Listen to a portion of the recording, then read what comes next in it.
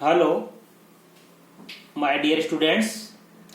गायत्री विद्या मंदिर उच्च माध्यमिक विद्यालय सांचौर की हमारी ऑनलाइन क्लासेस में आप सभी का स्वागत है। प्रिय विद्यार्थियों, आज हम कक्षा 8 की गणित अध्याय 14 गुणनखंड का अध्ययन करना सीखेंगे। देखो बच्चों, इसमें आप अच्छे से सीखना कि इन दी गई संख्याओं के गुणनखंड कैसे किए जाते हैं। गुणनखंड का मतलब क्या होता है कि दी गई संख्या को गुणा के गुणनफल के रूप में लिखना। दी गई संख्या को अभाज्य गुणनफल के गुणनखंडों के रूप में लिखना।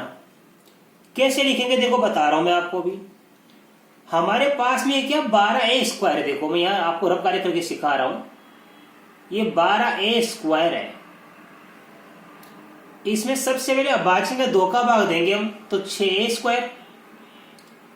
फिर 2 का भाग देंगे बच्चों तो ये आएगा 3a²।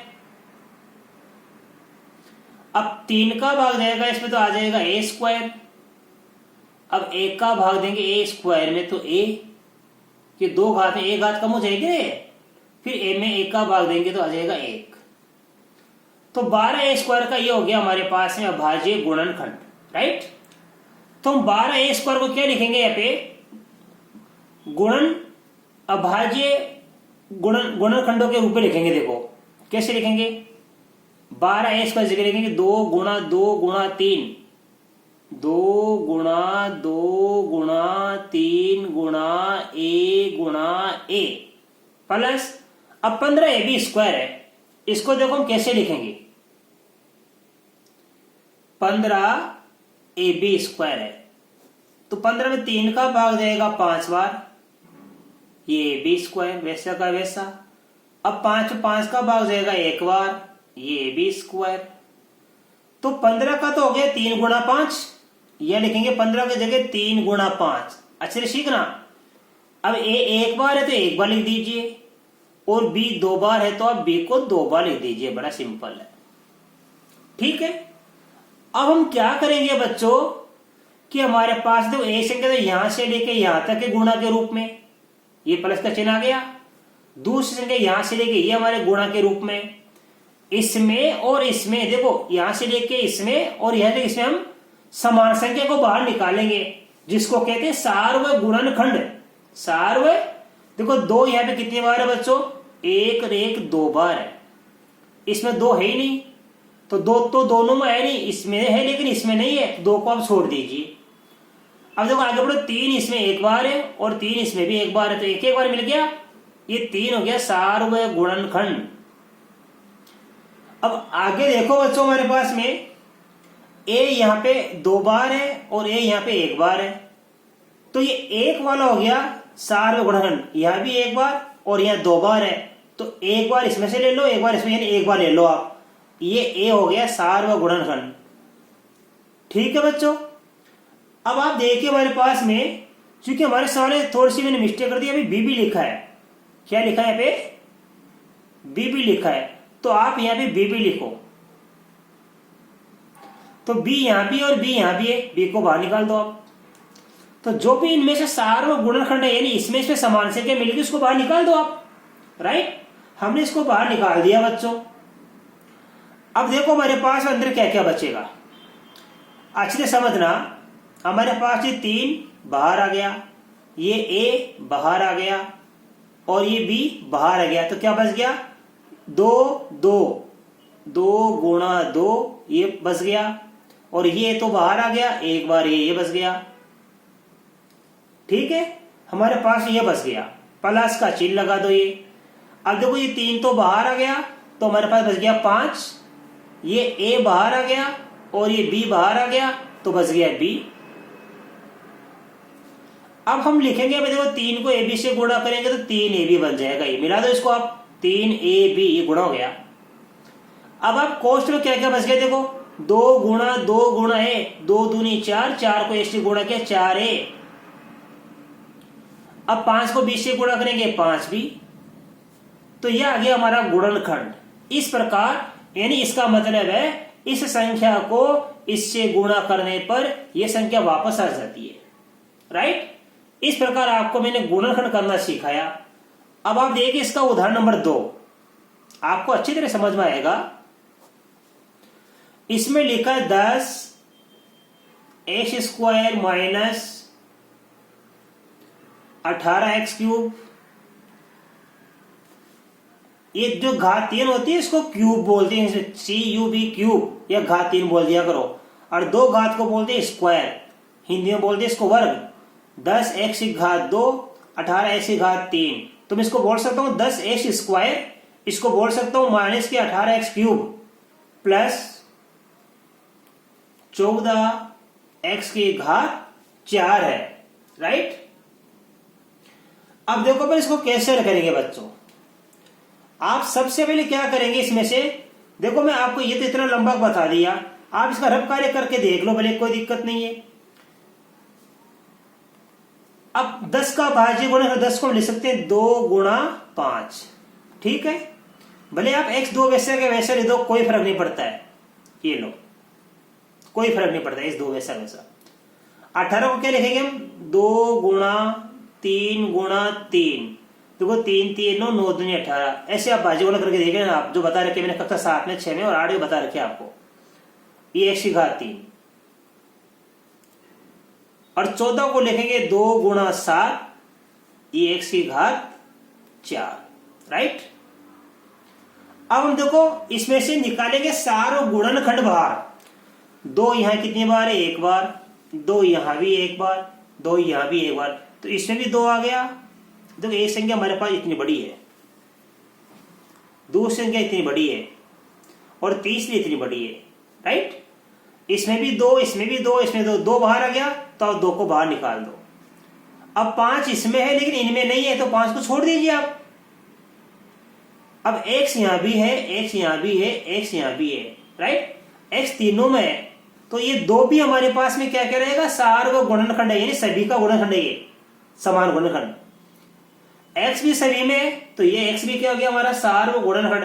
x की यहाँ पे 4 घात, x की यहाँ पे 3 घात, x की यहाँ पे 2 घात। तो बताओ x की इन तीनों में से सबसे कम घात कितनी है, 2 घात। तो ये x की 2 घात बाहर निकाल दो आप, ये लो, ये x की 2 घात बाहर निकाल दी हमने।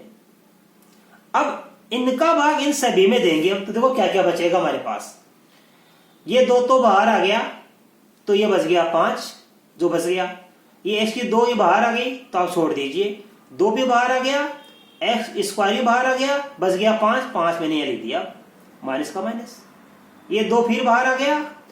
अब देखो यहाँ पे ये 3 गुणा 3 बच गया, 3 गुणा 3।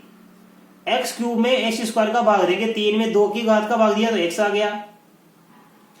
अब ये 2 बाहर आ गया, तो यहां बच गया 7। x की 4 घात से 2 घात बाहर आ गई, तो x की 2 घात बच जाएगी। 2 घात बाहर आ गई, 2 घात अंदर बच जाएगी।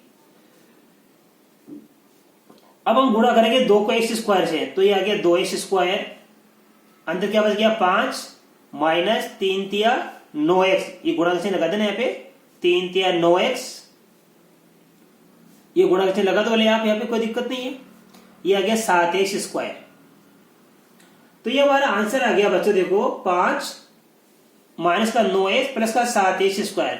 इसको और भी आप तरीके से लिखना चाहो तो क्या लिखेंगे, ये जो हमारा चर है ना, ये x y z जो भी अंग्रेजी का अक्षर आता है, ये आप घटते क्रम में लिखा करो। तो आप देखो ये सबसे पहले लिखो 7x² लिख सकते हो आप, ये 2x² बाहर आप इतना छोड़ देंगे तो भी सही है, या पहले आप अब इसको आगे ऐसे लिख सकते हैं नए रूप में, ये 7x² पहले लिखो, फिर ये माइनस का 9x लिखो, अंत में एक गणित की संख्या लिखो खाली प्लस की 5। तो 7x² ये रहा, माइनस का 9x ये रहा, प्लस का 5 ये रहा, ये आंसर। ठीक है बच्चों। अब देखिए आप इसी प्रकार ध्यान देना,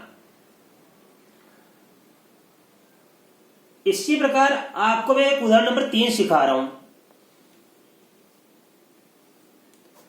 इसमें लिखा है 6xy माइनस का 4y प्लस का 6 माइनस का 9x, इसके गुणनखंड कीजिए। तो बच्चों इसके गुणनखंड करने के लिए देखो यहाँ पे सभी में समान संख्या तो है नहीं, हम क्या करेंगे, इनका समूहन बनाएंगे, यानी ग्रुप बनाएंगे, समूह बनाएंगे, जोड़े बनाएंगे दो दो संख्याओं के। अब हम क्या करेंगे, सबसे पहले इन दोनों का समूह बनाएंगे, इधर इन दोनों का समूह बनाएंगे, राइट।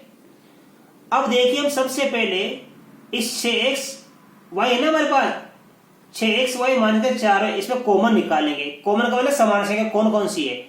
इस 6 में और 4 में किसका भाग जाता है, 2 का। तो 6 में और 4 में 7 में गुणनखंड आ गया 2। अब यहाँ xy है और यहाँ पे y, तो y यहाँ भी आ गया, y यहाँ भी आ गया, तो ये y भी हमारा क्या हो गया, सार्वय गुणनखंड। तो इसमें और इसमें सार्वय गुणनखंड क्या प्राप्त हो गया, 2y, क्योंकि 6 में और 4 में 2 का भाग जाता है, तो 2 हो गया सार्वय गुणनखंड। एक्स वाई में और वाई में वाई का भाग हो जाता है, तो वाई हो गया गुणनखंड। अब देखो बच्चों क्या भाग निकल गया, 2y। अब 2y का भाग इसमें भी देंगे, इसमें भी देखो 6 में 2 का भाग देंगे तो आएगा 3। अब एक्स वाई में y का भाग देंगे हम, तो ये y से y तो कट जाएगा, y से y तो ऐसे देंगे हम। देखो ये 6xy, इसमें भाग किसका देंगे, 2y का। इस 6xy में 2y का भाग देंगे इसे, ये 3 बार गया, ये y से y कट गया, तो क्या बच गया x, ये x बच गया, 3x बच गया। अब ये माइनस का माइनस है, 4y में 2y का भाग दे लेंगे हम, 4y में 2y का भाग देंगे, y से y कट गया, 2 का भाग दिया 2 बार, ये 2 आ गया, राइट। अब देखो बच्चों हमारे पास क्या है, ध्यान समझना आप, प्लस का प्लस, अच्छे से समझना कि यहां पे देखो 6 में और 9 में किसका भाग दे रहा है, 3 का। तो 3 का भाग इस 6 में देंगे 2 बार, ये माइनस का माइनस, 9x में 3 का भाग देंगे तो आएगा 3x। इतना हम कॉमन निकाल के कर लेंगे ये। अब हमारा सवाल सही है गलत, इसकी जांच कैसे करेंगे कि ये कोष्टक वाली संख्या है ना हमारे पास, ये समान होनी चाहिए। ये कोष्टक वाली संख्या क्या होनी चाहिए, समान होनी चाहिए हमारे पास में। अब देखो ये 3x किसका, प्लस का, यहाँ पे 3x माइनस का है, यहाँ 2 माइनस का या 2 प्लस का, इसका ये संख्या समान नहीं मिली, तो इस पर क्या हो गया कि हमारा सवाल गलत हो गया। हमने इस 2 के समूह ये बनाया, ये उत्तर आया, इन 2 का समूह बनाया तो अंदर की संख्या ये और ये समान आनी चाहिए, नहीं आई तो आप इसको काट दीजिए, तो ये क्या हो गया हमारा रॉन्ग। अब हम क्या लिखेंगे, इन स्थानों को परिवर्तन करेंगे, संख्याओं का स्थान बदलेंगे। देखो कैसे करेंगे, अब इसका नया तरीका सीखो आप। कभी कभी तो समान, ये जो हमारी संख्या है समान दी होती है, समूह के रूप में दी होती है, तो सिंपल हो जाता है। कभी कभी क्या होता है, ये संख्या, ये अंदर वाली संख्या समान नहीं मिलती है, तो हमको क्या करना पड़ता है, इन संख्या का स्थान बदलना पड़ता है। कैसे, देखो करके देखना पड़ेगा। ये 6xy माइनस का 4y हमने वैसा का वैसा लिख दिया। अब ये माइनस का 9x पहले लिख दो आप, ये माइनस का 9x लिख दिया हमने पहले, ये प्लस का 6 लिख दीजिए बाद में। अब देखो कैसे होगा, 6 में और 4 में कॉमन क्या आता है, 2। एक्स वाई में और वाई में कॉमन, कॉमन का मतलब सार्वय गुणनखंड, जिसको बोलते हैं कॉमन फैक्टर, ये वाई हमने कॉमन निकाल दिया। अब देखो 6xy में 2y का भाग देंगे, भी दिया था मैंने 6xy में 2y का भाग, तो क्या आया था यहाँ पे 3x, 6 में 2 का भाग देंगे 3, और xy में y का भाग देंगे तो बचेगा x। ये माइनस का माइनस आ गया, 4y में 2y का भाग देंगे तो क्या बचेगा 2। तो देखो यहां तक तो वो का वही आ गया, क्योंकि हमारी संख्या वो की वही है। अब हम ये लिखेंगे माइनस का चिन्ह, राइट। अब देखो 9 में और 6 में कॉमन क्या आता है, 3 निकाल लिया कॉमन, 3 का भाग देंगे देखो 9x में तो आएगा 3x, क्योंकि 9 में 3 का भाग 3 बार जाता है। अब ये माइनस का चिन्ह, ये प्लस का चिन्ह, तो ये माइनस और ये प्लस मिलकर क्या बन जाएगा, माइनस, क्योंकि माइनस प्लस विपरीत चिन्ह का गुणा करने पर माइनस बन जाता है। अब 6 में 3 का भाग देंगे तो 2 आएगा।